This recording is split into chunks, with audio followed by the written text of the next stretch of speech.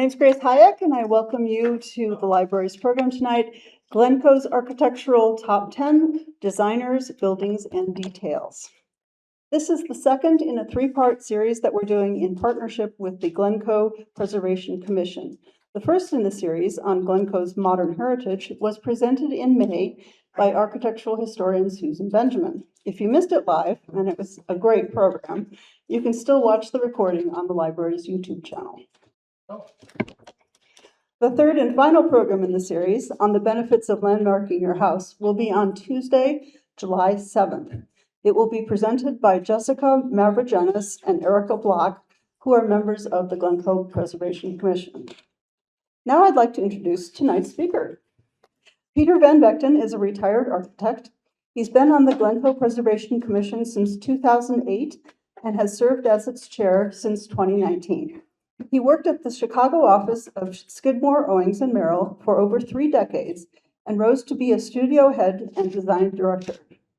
He contributed to a variety of complex projects around the world, including multi-use development, commercial office buildings, residential high-rises, higher educational teaching and research buildings, hospitals, healthcare facilities, urban planning, and infrastructure. In Chicago, he worked on a number of projects, including the State Street renovation project and the Field Museum's Collections Resource Center and new East Entrance. Peter's been a Glencoe resident since 2000 and currently enjoys drawing, painting, ceramics, photography, and traveling. Peter, thank you very much for your work on the series and for being here tonight. Welcome, and thank you all very much for coming. This is a terrific turnout. I was a little worried, but you're all here, so this is great. We'll turn the lights down in a moment, but I wanted to start with at a very high level and talk about why is preservation important for a minute or two. And to me, it's why I'm doing this for all these years. It's about the sense of place and the particular identity of that sense of place. In Glencoe, we're used to what we see every day as we go around. And some of those are landmarks and some are not. But what we get used to and value is that sense of place. And so when one disappears one day, you feel a little bit of a loss. Now, it's kind of a stretch, but there's an analogy I thought about. And that when we were younger, you might have enjoyed a song at some point in life very much. And then when you hear it again, years later, your mind suddenly is like, oh yeah, I remember that. For me personally, every time I hear Pat Metheny anymore, my head goes right back to architecture school, because it just kept us a little bit calm as you were drawing in the studio and you were sweating. So for me, that analogy, I think, has some gravitas in what we're about to talk about. Okay, Grace. Thank you. And lights are going down. Yes, great. Okay. Right now, Glencoe has 2 levels of historic landmarks. One is called certified, and the second one is honorary. And I'll touch on that a little bit more later on in the program. But currently there are 15 certified landmarks and 82 honorary. Now, there have been a number of architectural surveys of the village throughout the years. And what those do is identify those properties that have significance. And so we have a significant list. Those are properties that could become landmarks. There's something about them, whether George Washington slept there or whether they were designed by someone notable or something very important about the architecture. There are also 6 properties on the National Register of Historic Places. The Landmarks Commission's mission is to promote, protect, and enhance the village's historic and architectural resources. So there's a couple of other high points before we get rolling. The first one is about the dates of buildings. Whenever you open a book about architecture, they talk about this was built in 1812 or whatever the date is. And what I've discovered is that there's a lot of conflicts across different platforms and different books on the same building. And there's a number of ways to think about what the date of that building is. It could be when the drawings were all done and they left the architect's office. It could be when they've started construction, or it could be when they've completed construction and people start to move in. On a high rise, you could easily have 3 different dates. Now, for historic properties, you have a similar kind of an issue. And so what we do as the Preservation Commission is use the date of the building permit because it's a source document for us. And we can go back and say, based on that piece of paper, that was 1911. Okay? When we walk through the presentation, you will see in a small script on some of the images of the homes, whether it's a certified landmark or an honorary landmark. I'm not going to really touch on that. It's just for your information. Okay? All right. Why am I showing you a picture of a rock? And you wonder why is this a rock? It looks like a piece of asphalt or something. Yeah. Guess what? It came from the moon. Now, how do you feel about it? So the lesson here is when you learn something about, you start to value it more.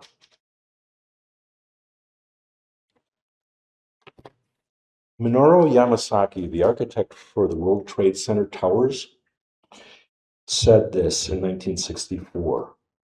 Each building is an experience to a man, one dull, one wonderful. The more imaginative the concept, the more rewarding the experience. That experience can be further enhanced by the awareness of detail, of the thought and care given to it. The aesthetic totality of any beautiful thing, such as a lovely plant, is in its concept, its structure, or its tiniest detail. Thus, visual enjoyment of a building is more fully realized when, within the context of a sound imaginative concept, great love and care are lavished upon appropriate details. Now, another famous architect said something very concise. Mies van der Rohe said, God is in the details.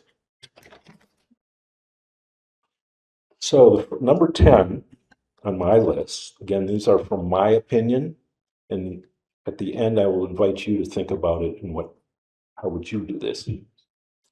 I really like the water treatment plant's festive and kind of amusing anchor.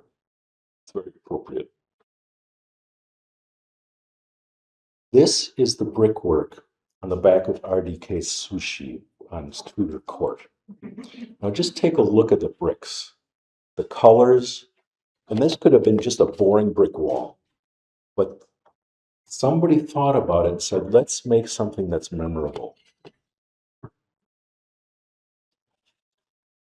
This is a certified landmark, and the panel on the left you can see is just to the left of the door, right here. That is made out of copper, and it's a piece of art that reflects the homeowner's original love of ice skating.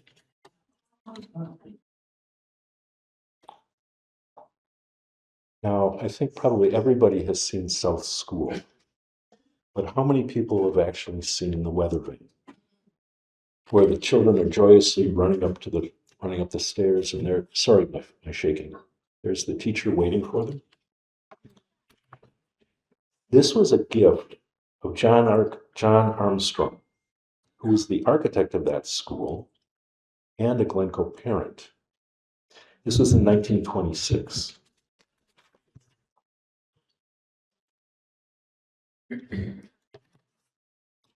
These are the entry gates to the former Earl Hoover estate. So up to number 6. In 1922, Glencoe architect William First designed an addition and outbuildings to an existing country house on the property. He did that for Earl Hoover. Hoover then sent First to Paris to search for some suitable ornamental accoutrement. These came back. The large sculpted figures are caryatids. So I'm talking about these guys. came from the old palace of the Louvre in Paris, which was destroyed in the French Revolution.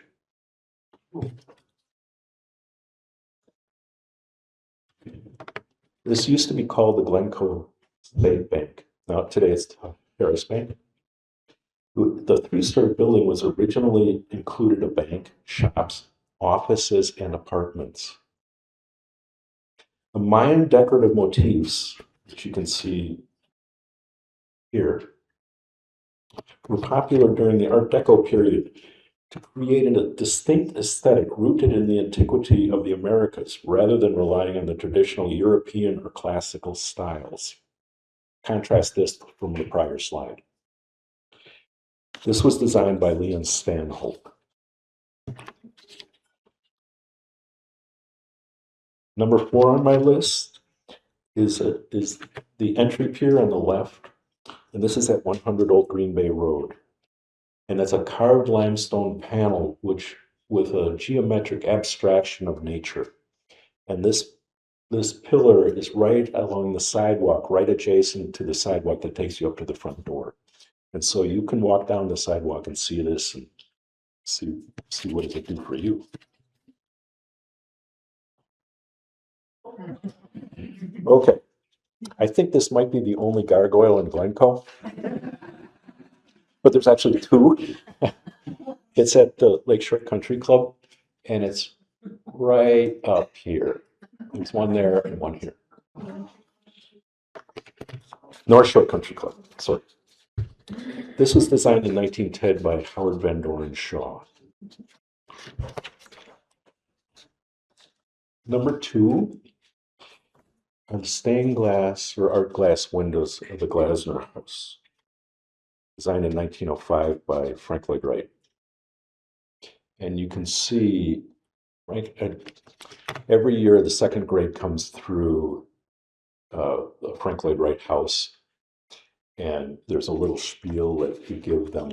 Frank loved pure geometries, squares, circles, rectangles, straight lines, that sort of thing. And if you look at the art glass, you can see that embedded. Okay. This is my number 1. When you deal with concrete, there's usually 2 ways to approach it. One is poured in place, where you set up some constraints and then you pour the concrete in and just wait for it. So think about a sidewalk, for example. So there's a board there that holds it. The other way is called precast concrete. And that's done off-site in a factory or a yard. Also done with boards and forms. But typically, the precast is able to achieve a higher level of finish and delicacy to it. And so when I always looked at North Shore Congregation Israel, I had it completely backwards what I had assumed. Turns out that the tall cast, the fan vaulted shells, these are cast in place. Wow. Look at this. That's all the formwork. 50 feet up in the air. And they poured concrete in it and let it sit. And then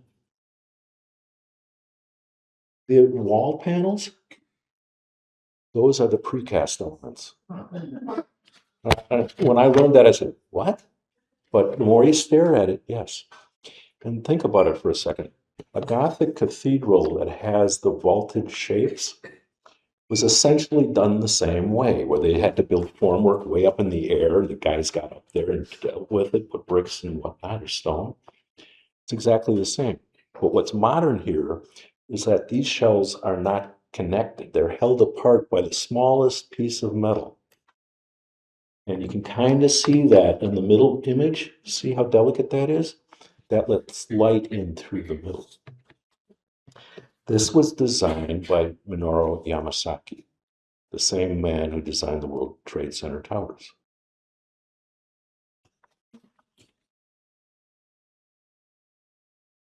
Moving on.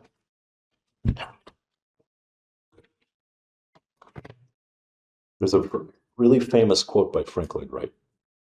We create buildings and then they create us. Likewise, we construct our circle of friends and our communities and then they construct us. So think about that for just a second. What he's talking about is getting the right structures around us. That enhances our life, and then we are changed because of that. So, starting at number 10, this again is my personal view of life, but the halfway house. There's no functional necessity for this to have been built. But we've all been there, admired the incredible view, taken a break for coming uphill, right? This was designed in 1929 by the village engineer, Paul Baddon. He designed it using the same materials and the same approach as he did the year prior for the water treatment plant. And so to me, if you were to move across the country, you would remember this building. This would be in your our collective memory. Okay, the next few I chose because they're great examples of particular styles. The name of this is the Porter Sherwood House. It was designed by William Bowington, who was the architect for Chicago's water treatment plant and water tower. Huh. Mr. Sherwood was the village president for a while. This was built in about 1869-ish. There are no building permits from that era, so it's the best guess. But there's a really great folklore story that from the upper floor, people could see the orange sky from the smoke of the Chicago fire in 1871. This is an honorary landmark, but it has a demolition permit pending.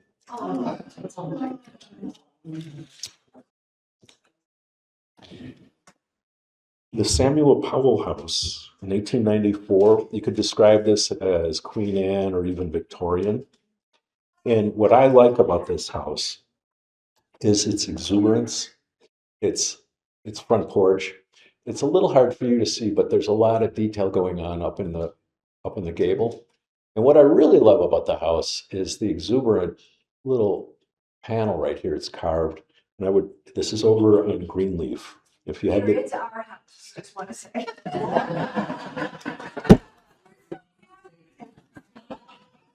awesome, awesome. This is honest truth. I walk by, I see this, and I just smile. I enjoy that. Just walking by, it makes you a little happier.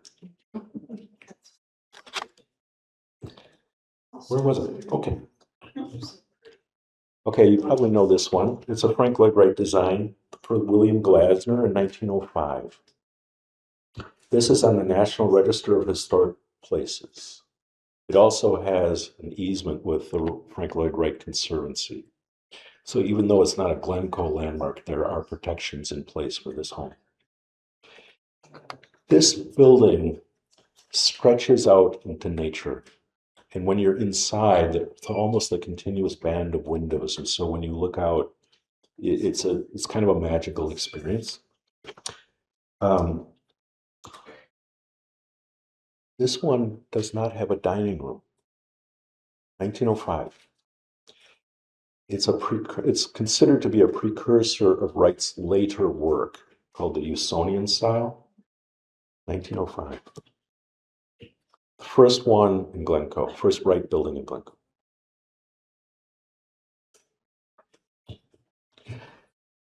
The John McDermott House was designed by Barry Byrne in 1928.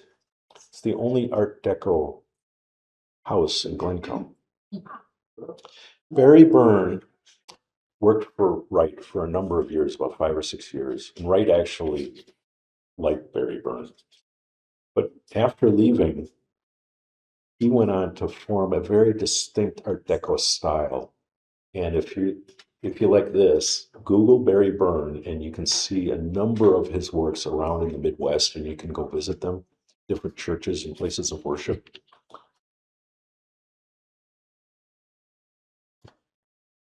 This is the Harold Elliott House by Ralph Huzzard, the architect. And I call this quirky Tudor revival. And it's a little hard to see here, but there's a lot of quirkiness about this. The siding is not like what we just saw in the Victorian, where it's all exactly the same. The siding on this house is every single one's a different size, and so it's very, very rustic. This is an honorary landmark, and it's going to be demolished in the very near future. Okay, coming more toward the present, the Thomas Florsheim House. I'm pretty sure a lot of us had Florsheim shoes at some point in our life. This was designed in 1960 by Keck and Keck. Florsheim was a chairman of the Waco group, which oversaw Florsheim shoes. And if you look at it, the house turns its back to the street with the curved brick walls and the garage. Originally, that brick was not painted. It was all kind of a sand-colored brick. Now, on the south side of this house, it's wall to wall and floor to ceiling glass that faces south. So it's an interesting example of privatizing your living, right? And turning your back to the public street, and then appreciation of nature on the backside. Back to this one. I do like this. North Shore Congregation, Israel, 1962. That's the date of the permit. It was dedicated in 1964. So you see what I'm saying about the different dates. Honoro Yamasaki, the architect. Now, if you look carefully at this, I explained earlier about the cast pieces. So, sorry. The viewpoint over here is a little awkward. But take a look. You can see right through the synagogue in the center bay. And those vaults come down, the cast concrete gets thinner and thinner and thinner as it gets down to the ground. And when you look at the top, you can see that those vaults are actually quite thick. So it makes sense that was poured. And when you look at the delicacy, some of the lines on here, you can see how that was a precast. Now, in architecture, we call this a bay. So there's 1, 2, 3, 4, 5, 6, 7 bays. I've been asking myself for years, why did he do this? Why did he design it with 7? Because at first I thought it was because the original site for this was over at Am Shalom. It was going to be an addition to Am Shalom. Things changed. This property became available for purchase, and they built this. But you all know there's plenty of room on this property. This could have been any dimension. So I've been looking at this, and a few things happened in the last week or so. The number 7, I learned that the number 7 is highly significant in Judaism, as well as almost every other major religion across the world. As a really simple example, there's 7 days in a week. Okay, but when you go into the religions, there's many, many, many other things. Now, if you take it into the world of music, there's a corollary that if you take the keys on the piano and go all white keys, there's 7 notes per octave. So A, B, C, D, E, F, G. You start over again. A, B, C, D, E, F, G. That's 7. So there's an interesting relationship. And in 1964, it made the cover of the preeminent architectural publication in this country, Architectural Record. And you can see just the fantastic serene quality of the sanctuary. And Monroe said, the interlocking of daylight and solids intended to give the sanctuary a sense of uplift. And if those of you who have been there, you get that. You know what I'm talking about, what he's talking about. Okay, so far it's been one structure per choice. The next one is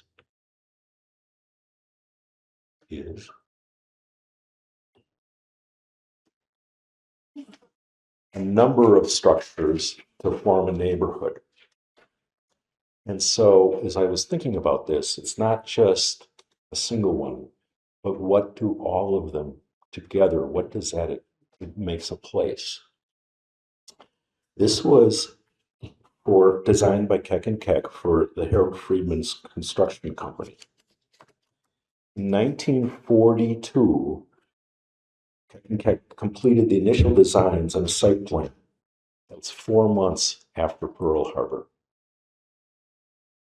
There were 5 different models designed for economy, each with similar materials but variations of floor plans. And the construction of the houses date from 1952 to 53.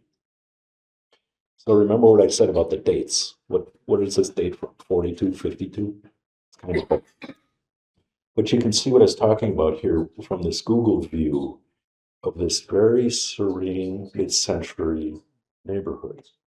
It is unique in Glencoe. The construction of each house was projected to be about $30,000 in 1952 and 3. If you escalated that to today, it would be 375,000. So even if it's off by 50%, the point is these were economic places where people returning from war life and the expansion of population was aimed at that. These weren't $1 million chateaus. Right. So on the left is the original site plan from 1942. And then you have an image of each of the 5 different models. And those models were a little bit different sometimes in their floor plan, how many bedrooms did they have. And there's some discrepancy in the literature about whether these were supposed to be solar oriented or solar energy producing. The reality is not so much. Part of it was that they were really designed in the 40s, not really the 50s. So what probably happened is that they figured out the schematic designs. The war turned the world upside down. They put them in the drawer. And then in the 50s, they got a call from Harold Friedman and said, let's get going again. They bring them back out, put all the details together, start building.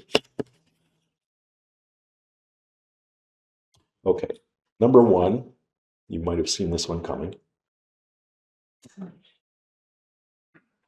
This was a project designed by Frank Lloyd Wright and Jens Jensen, the landscape architect.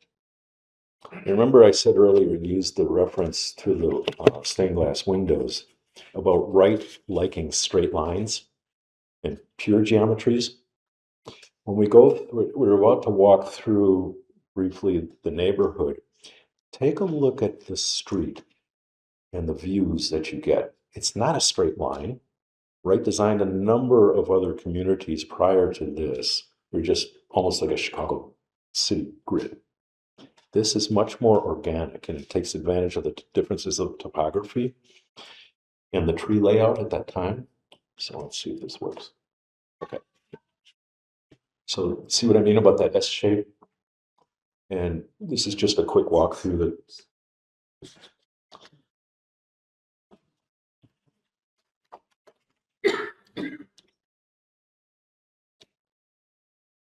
okay. kind of interesting is not every house in the neighborhood was designed by Wright, but originally that was the concept. And it would have been landscaped by Jensen. This house right here, which is in the neighborhood, was one of Greta Lederer's house. And I'll get to her in a second. And what you might be noticing is that there's a lot of things that kind of reference each other through this, which I just found fascinating as I was putting this together. Because the more I looked at something, I was like, oh, well, wait a second, that has a tag over here too. Glencoe has had a wealth of great designers doing work here over the years, from William Boyington all the way down to Yamasaki. Stanley Tigerman had a house here, it's no longer here. But this is a who's who of architecture in the last 100 years in this small community of about 3,000 houses. So I'm asking myself, since I agreed to do this, how do you pick? What's the criteria for who are the designers that should be on this list? And when I finally got comfortable with was the concept of how much did they improve our community? And so it wasn't necessarily about one fantastic house, but what was, if it was one, how did that help everybody? And so this list might be a little unconventional, but here we go. The first one is Milton Schwartz, who worked with Greta Lederer. Milton was a native Chicagoan and started practicing architecture in 1952. That year, he was also hired by Greta Lederer, who's a real estate developer. Together, they built over 135 houses in Glencoe, primarily in Skokie Ridge and Strawberry Hill. However, Milton also designed an additional 26 houses in Glencoe for specific clients. So the house on the upper right, we showed early in the presentation, that's at 80 Estate. That was for a very specific client and a very specific design. In 1960, Milton was selected by Popular Mechanics magazine to design the model home for its 8th annual home section, which it called the PM of Built-ins. To design the home, we selected Milton A. Schwartz of Barrington. Schwartz is a relatively young but experienced architect with a crew-cut head full of ideas. I love that. He worked for Greta Lederer, and there was an article in the Chicago Tribune in January of 1957, and the title of that was The Blonde Builder of Suburbs. A little funny, but okay.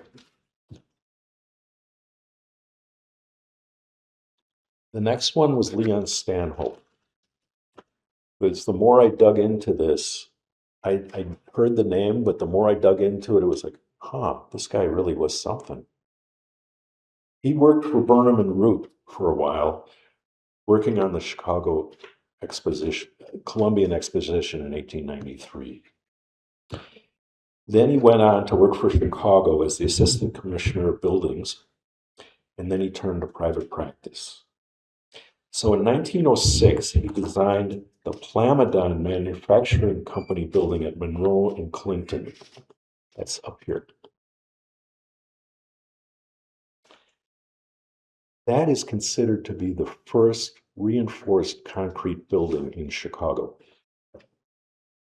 That's what I said too. Now, in 1911, he designed the 8th Church of Christ Scientists, which is here, which is now a Chicago landmark. He went on to design a number of churches, Christ Scientist churches around, including what was that in Glencoe, which then became the Korean church. Now that's going to get demolished. He moved to Glencoe in about 1919 and resided on Walden Drive in a house he designed. and he left in about 1930. So if you look at his other contributions to the village, you recognize the shops on Park. We talked about the bank. And then these homes, just as a selection, he designed many. By the way, Greta Lederer lived there. Okay, next is Robert Seyfarth, who spent the formative years of his professional career working for the noted Prairie School architect George Washington Mayer. Seyfarth moved to Highland Park in about 1910 and established his thriving practice, producing well over 200 residential designs during his career. He designed mostly in an eclectic style combining colonial revival, Tudor, and continental provincial elements with strong geometric forms and really exquisite proportions. That's one that I imagine everyone can recognize as just right over there in Hazel. That is a certified landmark. These are all over the village. And you can see 42 projects in Glencoe. Number 7 is Howard Van Doren Shaw, who's a native of Chicago, and he started his own firm in 1894. He taught many architects who themselves would become significant, including David Adler. Howard Shaw's work is predominantly in the arts and crafts style, incorporating Georgian, Tudor, and neoclassical designs. He was highly regarded as the architect of choice for designing country residents among many of Chicago's society's elites. His own summer retreat in Lake Forest, Ragdale,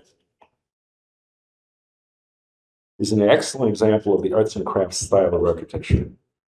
He also designed Lake Forest's Market Square. So remember, we saw the gargoyles. That's his work. But he designed a number of homes in Glencoe, including this one on Aspen Lane. That's a certified landmark. And this one, which is on the National Register.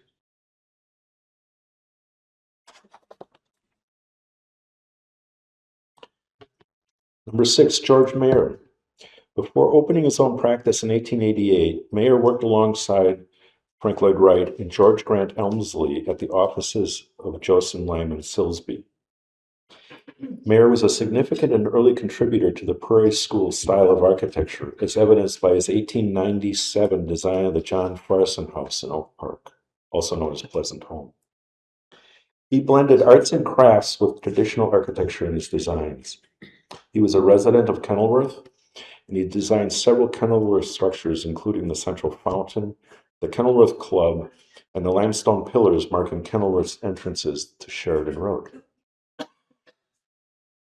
Now, in Glencoe, he designed a number of single-family houses, some of which are here and some are not. The one on the upper left, the Harry Rubens estate, was on the lake, and the landscape architect was Jens Jensen. This one was demolished last year. And of course, Skokie Heights subdivision, he laid out alongside his son, who was also an architect. And you can see in the urns, there's kind of a similarity to Frank's urns, but they're a little different. In 1919, he did a master plan for Glencoe, which was pretty ambitious. It called for lowering the railroad so it would be like what exists in Winnetka, and then a very Beaux-Arts or very classical layout of the village. And if you look carefully, you can see Park Avenue, and that looks a little bit familiar. This doesn't look like anything like Glencoe that we know. There were some buildings there before there was a parking lot. And so when you look at this, you go, well, what world did this come from?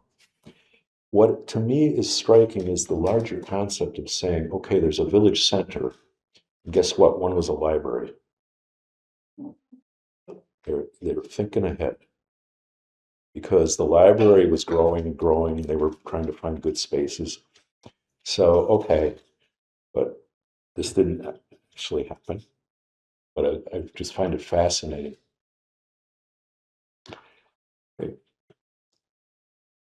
Number 5 is Larry Perkins, who is the son of the noted Chicago school architect Dwight Perkins. Larry was the cousin of Marion Mahoney Griffin, who was the nation's first licensed female architect. I think they were second cousins. Perkins and Will was founded in 1935 and initially focused on designing North Shore homes. They were soon joined by Todd Wheeler, eventually becoming one of the largest architectural firms in the country. At this time, their best-known design was a collaboration with Aliel and Eero Saarinen for the Crow Island School in Winnetka. That was 1940 and 41. West School dates from 1957. And what I love about it is several things. All our children had to go through here and experience this place if you lived here with children. And when you look at what the experience is coming up to this very large building, this is very humanely scaled. It's one story. But when you're out in the ball fields, you see the immensity of this place. That's very much on purpose, I'm sure. When I was a very young architect, I was invited to join the members table at the Cliff Dwellers Club, which was a high honor because it was all the old guys, including Larry Perkins, who told me the great story about his mother and father having dinner with Frank Lloyd Wright and his then wife. And Larry's mom looked at Frank and said, "Frank Wright, you don't impress me at all." So I kind of believe that story, but okay, number 4 is Armstrong First in Tilton. In about 1925, John Armstrong, William First, and John Tilton formed a partnership that specialized in churches and schools and residences. They designed buildings at Northwestern and at the University of Chicago Lab School. But the reason that they're on this list is that they designed many of Glencoe's public buildings utilizing a Georgian Revival architectural style, which provided a continuity of aesthetics and signifying importance. So if you look at South School in 1925, the North School, which is today's Takov Center, 28, the then new Central School, there was an old one that this replaced, and then Village Hall. There's a continuity of style, right? The white windows, the cupolas, and that kind of became a signature throughout Glencoe. Okay, number 3, Keck and Keck. Natives of Wisconsin, George Fred Keck, he's on the right, started his career in the 1920s working for several Chicago firms, including Daniel Burnham and Schmidt, Gardner, and Martin. He started his own practice in 26 and was joined by his younger brother 5 years later. They designed 2 key structures for the 1933-34 Century of Progress exhibition, the House of Tomorrow and the Crystal House. After realizing that the all-glass House of Tomorrow was warm inside on sunny winter days prior to the installation of the furnace, they became pioneers in passive solar design. They gradually incorporated more and more south-facing windows, and in 1940 designed a passive solar home for real estate developer Howard Sloan in Glenview. The Sloan House was called a solar house by the Chicago Tribune, the first modern use of that term.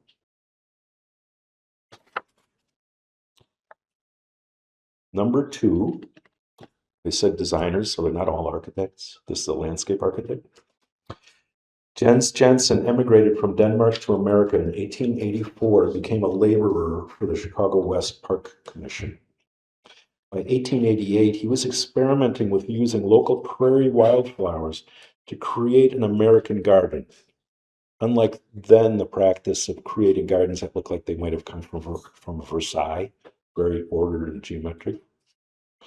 In 1895, he was appointed superintendent of Humboldt Park. Refusing to bend to political corruption, he was fired in 1900, which led to his first residential commissions, including the Herman Papke estate and the Harry Rubens estate. I showed you a picture of Harry Rubens estate a few slides ago on the lake.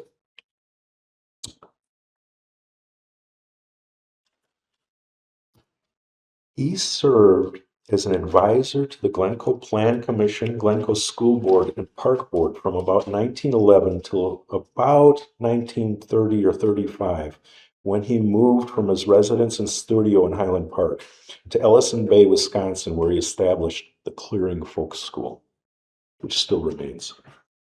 During his career, he worked with a diversity of well-known architects, including Louis Sullivan, Frank Lloyd Wright, George Mayer, Howard Van Doren Shaw, and David Adler. There's two drawings from kind of both ends of the spectrum of his work in Glencoe. On the left is 1912 is a sketch for a new library in a park, but the site is not this one. It's literally across the railroad tracks in what is today's parking lot. So here's Park Avenue, and this is Green Bay Road and the tracks. But the concept of the library in the park. The one on the right was known as North School, which is here. Here are the tracks. That's today's Takip Center. And his signature use of a council ring. That's a low stone wall that everyone can sit, and everyone has a view of everyone else, and you're all treated equally. And it came from Native America. And that dates from 1928.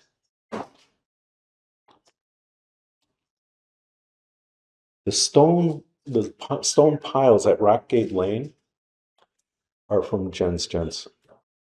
They were originally designed for the Herman Papke estate, which is also on the lake that had a massive fire and it burnt down. But they were reinstalled in about 1913. And then in about 1990, a real estate developer wanted to widen the road because he wanted to lay out some new homes in this area. And the rocks were in great danger. And so you can see there was a strong movement in the press to save them. And they were disassembled and reassembled around the new road.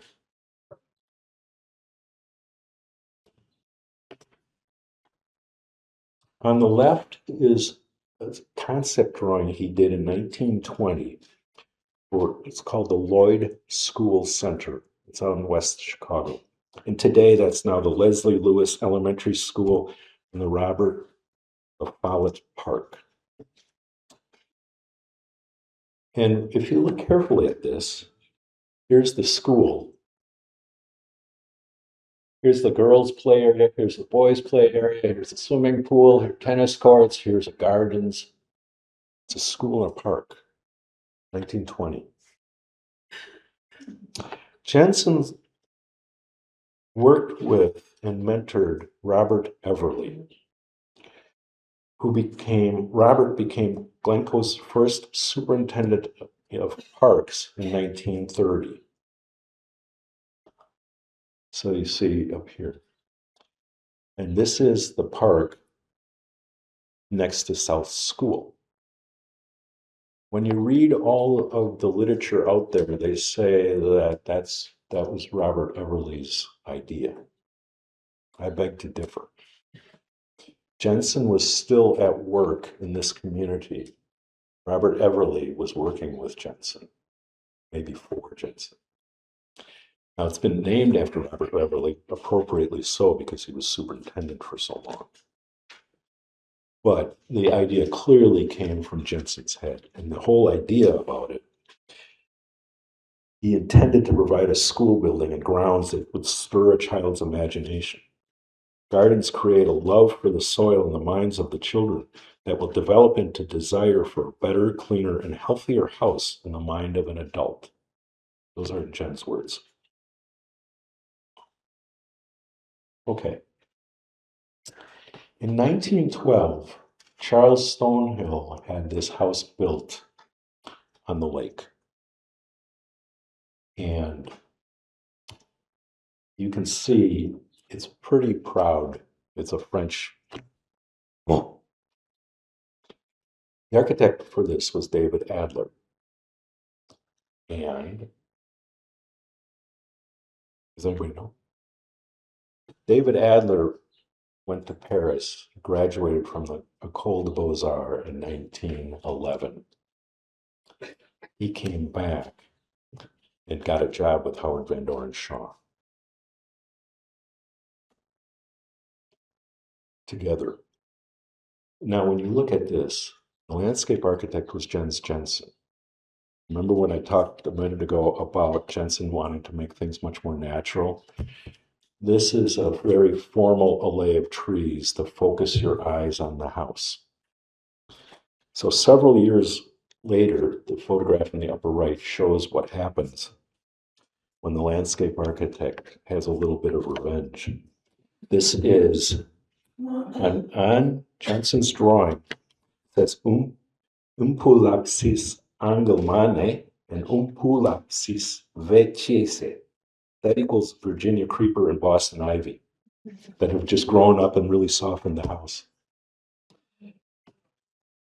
The other quote I really love about this is from Frank Lloyd Wright. A physician can bury his mistakes, but the architect can only advise his client to plant vines. Okay, number one is Frank. After leaving Sullivan's office in 1893, he established his practice at his Oak Park home and studio, developing a new architecture which challenged convention, society's norms, and sense of aesthetics. It became known as the Prairie style. In November of 1909, he abruptly left his practice and family for a year of reflection in Europe. On his return, he built a new home, Taliesin, in Spring Green, Wisconsin. Working out of both offices and staff in both offices, he resumed his practice designing the Ravine Bluffs subdivision, the American System-built homes, several residential commissions, Midway Gardens in Chicago, and the Imperial Hotel in Tokyo. He was pretty busy. By the way, the prior picture, we are fortunate that that is the only Frank Lloyd Wright structure that has been destroyed. That was built for the train station when there were two train lines, and this was for the electric line.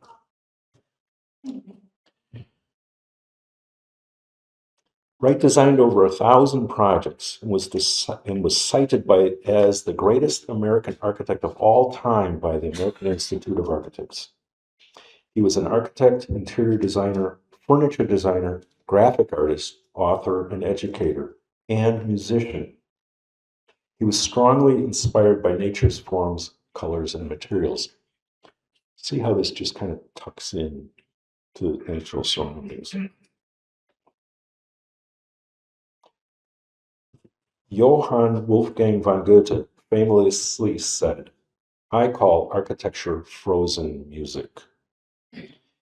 From Wright's autobiography, he said, "When I build, I often hear Beethoven's music, and yes, when Beethoven made music, I am sure he sometimes saw buildings like mine in character, whatever form they might have taken." He was not modest.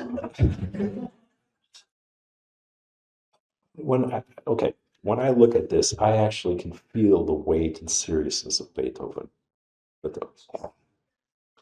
Now, I hope you're not in a hurry to run out the door.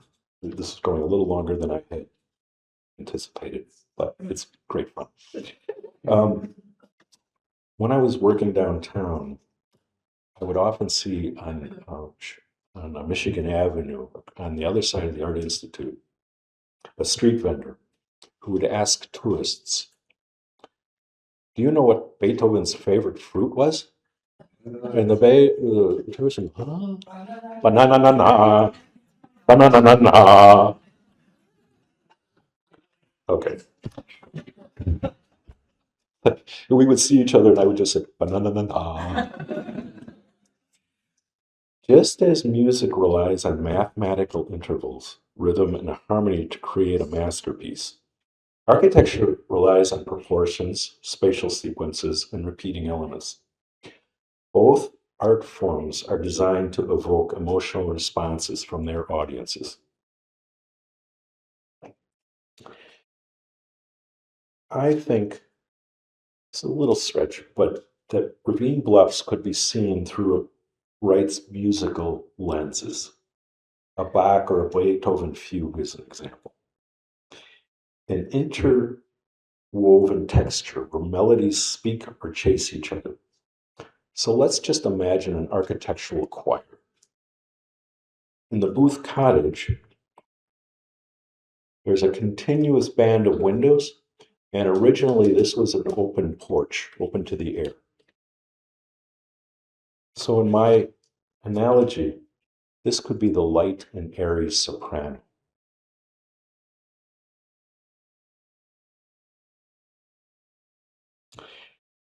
The Finch Ross house has a stateliness to it and something that's a little different than all the other ones. There's a symmetry about it that if you look right here, there's kind of a middle, and then on the left side and on the right side, it's kind of the same, right? There's a symmetry about that that you don't see in the other ones. This one I call the dignified and velvety alto. Now, the four others, the four next ones, are all variations on a common theme. There are differences in their orientation, their details, roof designs. All of that gives it its own personality.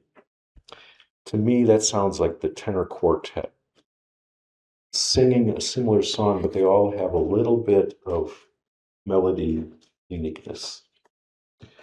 So you'll see here in the Compton Kissam house, it's flat roof where the porch faces the street. This one is like the one you just saw, but it's turned 90 degrees and it has sloping roofs.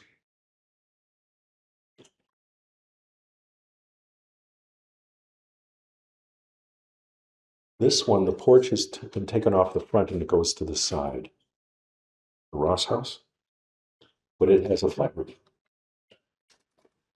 And the Perry house, if you look carefully, does not have continuous banding around the top. It has a gable roof. None of the other ones have a gable roof. And if you look very carefully, the trim is not flat, it's actually canted. And so when you really study these things, going back to details, it's giving it its own personality. Now, the Booth house, designed for Sherman and Booth and his family, is kind of unique in Wright's world because it has a flat roof, it's actually a roof deck, and sloped roofs. Usually Wright did one or the other. There's a gravity about this one and solidity about this one. So I like to think of this as the rich and foundational base.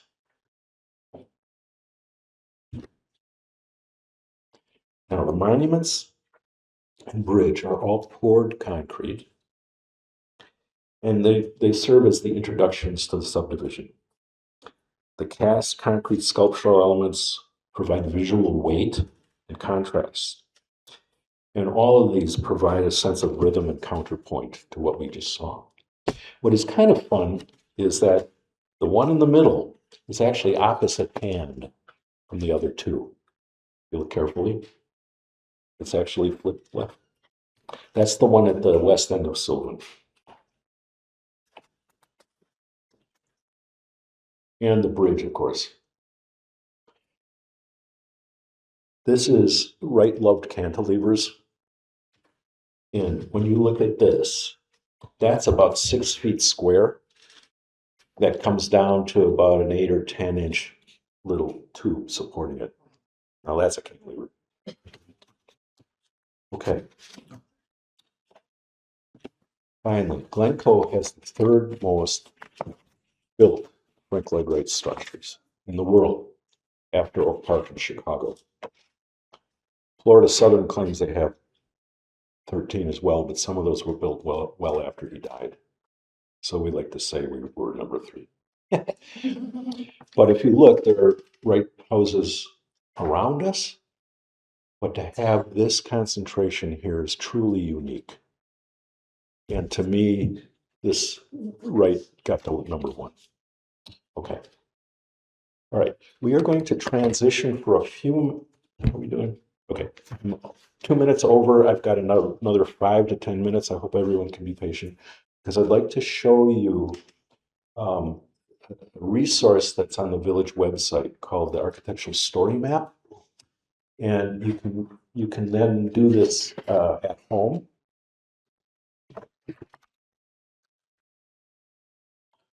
Okay. When you go to the village's website, villageofglencoe.org, you go to government, then down to Preservation Commission. Then we go over to the Historic Story Map, and then we click on Historic Story Map. And we preloaded it because it takes a little while. But this is what pops up. And what's really cool about this is that it's a graphic that everybody has access to. And so if you would like to see, for example, the landmark status, let's see what the certified landmarks are. Boom. Right? All the red ones. Let's see what the honoraries are. And the significant ones. Okay. Now, I'm curious, what's this? So you click on that, please. And up pops some information about it. The historic name, when it was built, and so on. And there's a picture of it. And if you'd like a bigger picture, you click on view, and there you are.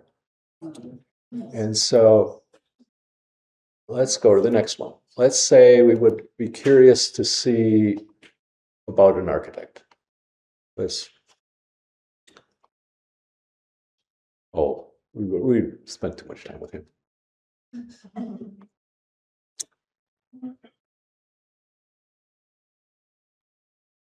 Well, you get the idea. You can go down, let's go to Robert Seyfried. And it's a little hard to see, but you can start to see some of them. But what this allows you to do is to go, oh, that's because it was only significant, or only honorary. I got to go back and clear this. Reset. Okay. Now, let's go back. Sorry about that.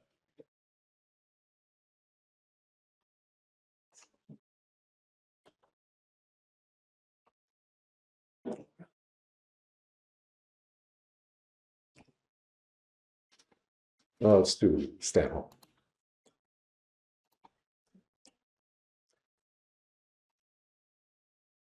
I don't know why it's not working. Let's clear that. Reset. Arts and crafts. Let's see what pops up. Okay, that's a little better. You can start to see some. Anyway, you get the idea. And so what you can do with this is as you're walking around the village and you're curious about something, you can have a look, or you can create your own tours, right? I want to go see the Robert Seyfried homes. You click on that, you get a little map, and then you can save that. The decade built. And what's also interesting here is that there are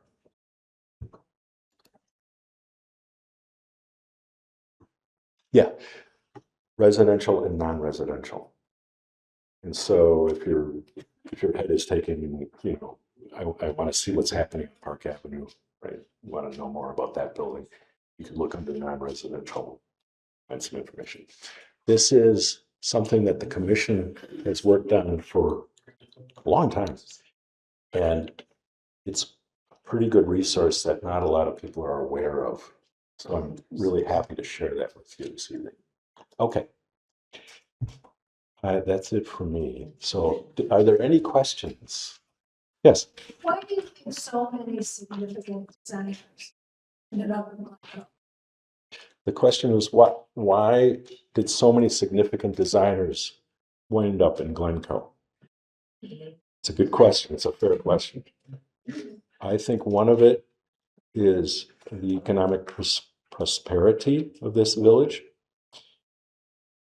Some of it is sometimes it spurs you on when you see something pretty good down the street. I want to do my best. The grand estates that were along the lake, they would hire the best that they could have that were out there. So Shaw, so on. And so you're going to get high quality. I also think there's a sense of values of the community that valued good buildings.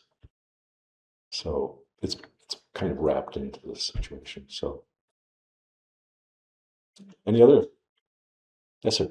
Softball question. I've seen a lot of signs recently about saving historic homes to address what's behind that movement.